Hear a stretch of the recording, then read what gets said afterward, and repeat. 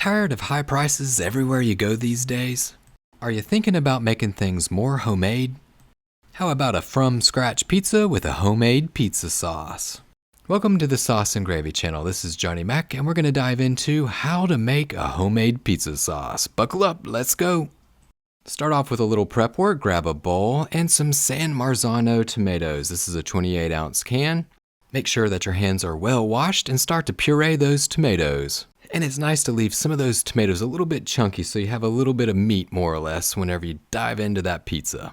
Time to knock out a few fresh herbs. Grab some oregano, remove the leaves, and the best way to do that is to grab the top of the stem with one hand and then with the other hand pinch the stem and pull down and it will release all of the leaves. Grab a knife, give it a little bit of a chop.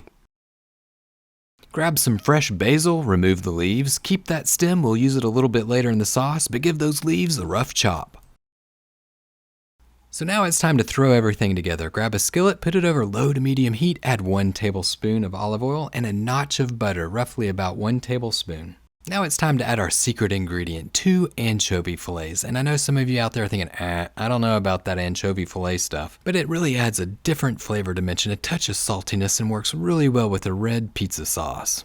Break up that anchovy a little bit, take that spatula, hit it, make sure that it's well incorporated into the butter and oil.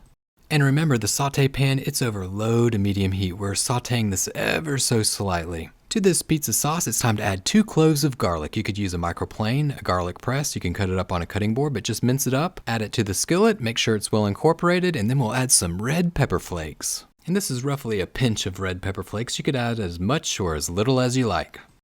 Alright, so we're adding on to the flavor here. We're going to grab the herbs. For the oregano, put about half of the oregano in right now. We'll save a little bit more for later. And then for the basil, grab a big pinch of the basil and save the rest for later.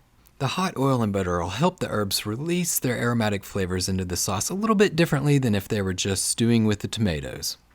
After slowly simmering everything for about 1 to 2 minutes, it's time to add the San Marzano tomatoes. And the general consensus out there is that San Marzano tomatoes from Italy, well, that's the way to go. The word is that they have a little bit of a sweeter taste. To this, add that basil stem and 2 teaspoons of granulated white sugar. And then throw in 1 teaspoon of salt and just a dash of pepper, about half of a teaspoon. Give everything a little bit of a mix, make sure that it's well incorporated. We're over medium heat, we're going to bring this to a light simmer. To the sauce, we're going to add the remaining portion of that oregano and just half of the remaining portion of the basil. We're going to save some for the very end.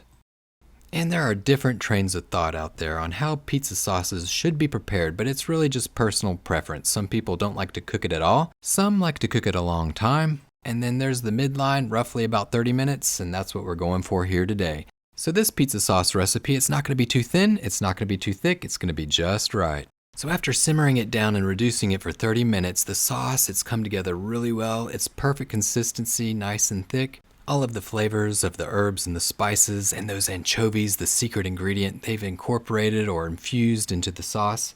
We'll add the remaining portion of the basil leaves, take it off heat, give it a mix, and there you have it.